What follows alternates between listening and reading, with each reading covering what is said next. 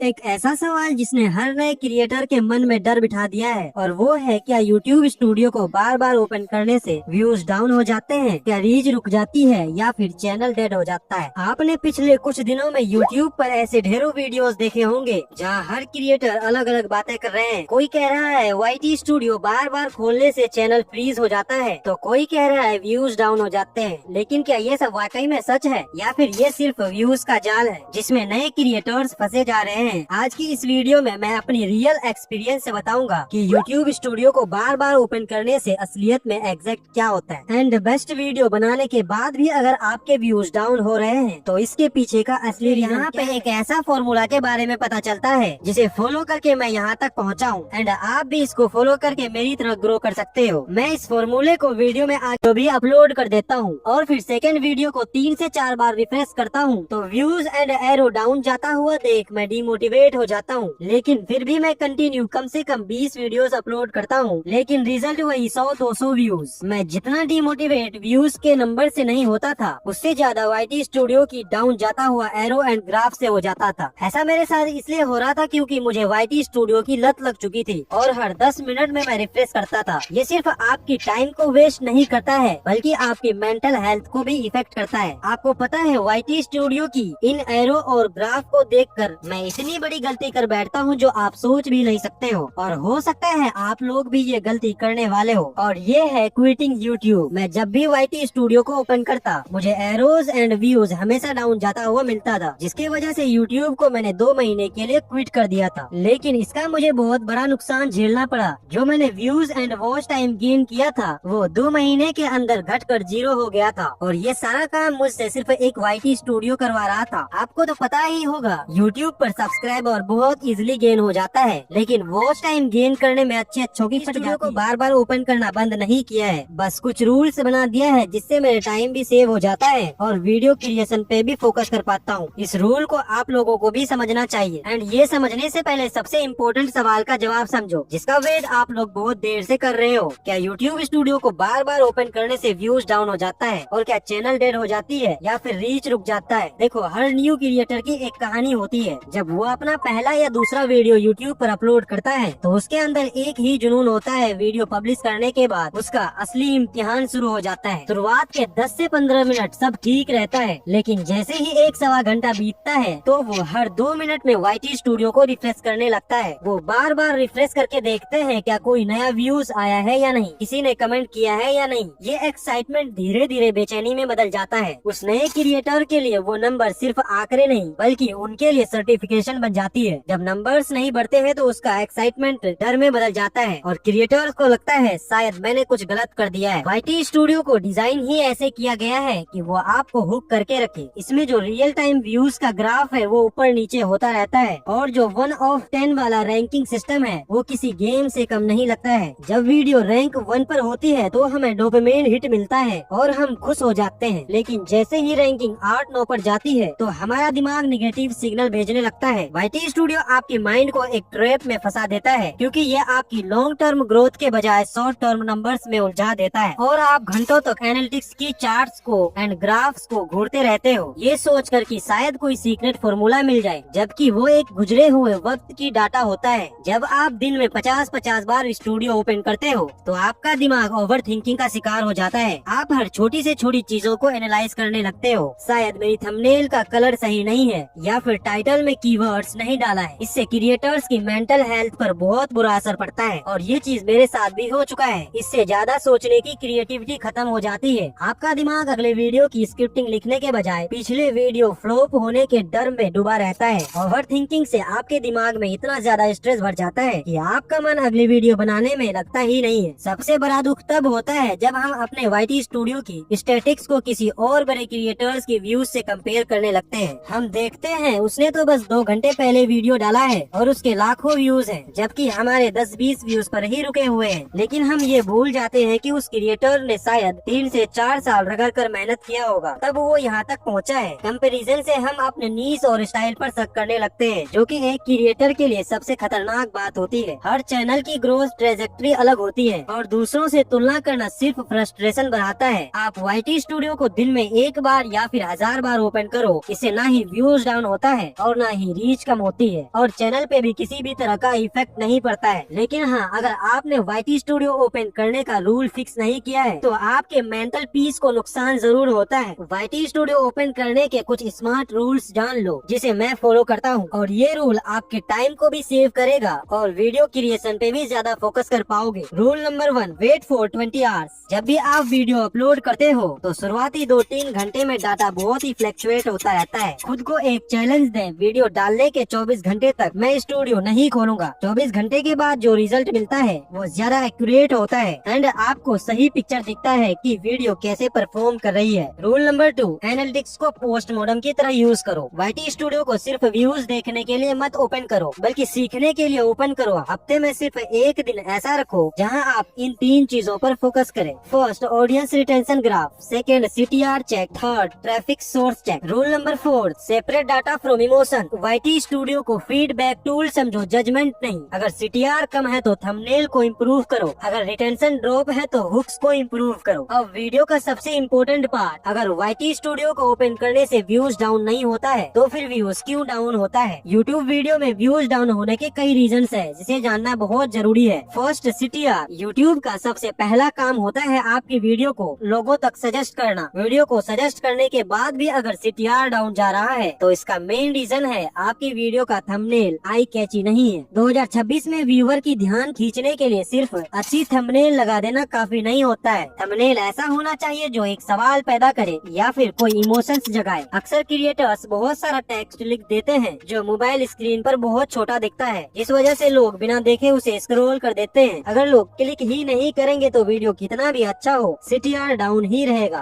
Video upload करने के 24 घंटे के बाद वीडियो को ट्रैक करते रहें। अगर CTR 5 से नीचे है तो तुरंत थंबनेल को चेंज करें या टाइटल को शॉर्ट और क्यूरियस बनाएं। ऐसे वर्ड्स यूज करो जो सीधा व्यूअर की प्रॉब्लम या फिर क्यूरियोसिटी को हिट करे। व्यूज डाउन होने का सिर्फ CTR ही रीजन नहीं है, बल्कि एक बहुत बड़ा कारण ये भी है, और वो है ऑडियंस रिटेंशन। एक बार वीडियो पे क्लिक हो जाने के बाद असली गेम रिटेंशन का होता है। YouTube का एल्गोरिदम वॉच टाइम से ज्यादा इस बात पर फोकस करता है कि कितने % लोग वीडियो के एंड तक रुके हैं। अगर आपका इंट्रो लंबा या बोरिंग है या फिर आप शुरुआत में ही चैनल सब्सक्राइब करें जैसे बातें करते हो तो व्यूअर बोर होकर वीडियो को छोड़ देते हैं। जैसे ही रिटेंशन ग्राफ नीचे गिरता है तो YouTube को लगता है वीडियो लोग पसंद नहीं कर रहे हैं, जिसके बाद YouTube नए लोगों तक वीडियो को दिखाना बंद कर देते हैं। अगर वीडियो की एवरेज व्यू ड्यूरेशन कम है तो इसका मतलब है कि आपने अपनी वीडियो की इंट्रो को सही से नहीं लिखी है। अपनी वीडियो की इंट्रो में व्यूअर को हुक करने की कोशिश करो। सबसे पहले इंट्रो में व्यूअर की प्रॉब्लम की बात करो, फिर किसी रिजल्ट को ब्लर करके दिखा दो जिससे क्यूरियोसिटी पैदा हो जाए, और स्टार्टिंग में कुछ ऐसे सवाल खड़े कर दो जिसका आंसर उसे वीडियो के एंड में मिले। मैं आपको अपनी रियल एक्सपीरियंस से बताने जा रहा हूँ आखिर YouTube पर ग्रो होने के लिए और पैसे कमाने के लिए डिसिप्लिन क्यों जरूरी है। YouTube is a long term game. जो किसी को देखकर या फिर मोटिवेशन लेकर YouTube पर आते हैं वो ज्यादा दिन सरवाइव नहीं कर पाते हैं, क्योंकि मोटिवेशन वाला क्रिएटर जोश में अपना पहला वीडियो बना के अपलोड तो कर देता है एंड जब अपलोडिंग के बाद उसे रिजल्ट नहीं मिलता है तो वो डिमोटिवेट फील करने लगता है एंड किसी तरीके से वो फिर अपना दूसरा वीडियो भी अपलोड कर देता है एंड उसमें भी अगर उसको सही रिजल्ट नहीं मिलता है तो वो दूसरा या तीसरा वीडियो डालते ही YouTube को क्विट कर देता है और उन्हें लगता है YouTube लक का गेम है। यही जो डिसिप्लिन के साथ काम करता है वो धीरे धीरे ग्रो हो जाते हैं, क्योंकि वो इमोशन पर नहीं बल्कि सिस्टम पर काम करता है। जब एक क्रिएटर डिसिप्लिन होता है तो उसका पहला फोकस होता है वीडियो भले ही लेट हो लेकिन कंटिन्यू अपलोड करना है, और चाहे वीडियो पे व्यूज आए या ना आए। जब कोई डिसिप्लिन के साथ काम करता है तो उसका वीडियो धीरे धीरे ज्यादा लोगों तक पुश होने लगता है और डिसिप्लिन क्रिएटर धीरे धीरे YouTube को सीखता भी है। इस टाइप के क्रिएटर्स जल्दी गिव अप नहीं करते हैं और शुरुआत के 10 से 20 वीडियो पे कोई खास रिजल्ट भी नहीं मिलता है, लेकिन डिसिप्लिन वाला बंदा बिना रिजल्ट का भी काम करता है। एग्जाम्पल, YouTube एक लॉन्ग टर्म गेम है। अगर आपको यहाँ से पैसे कमाने हैं तो आपको 6 महीना या फिर साल भर देना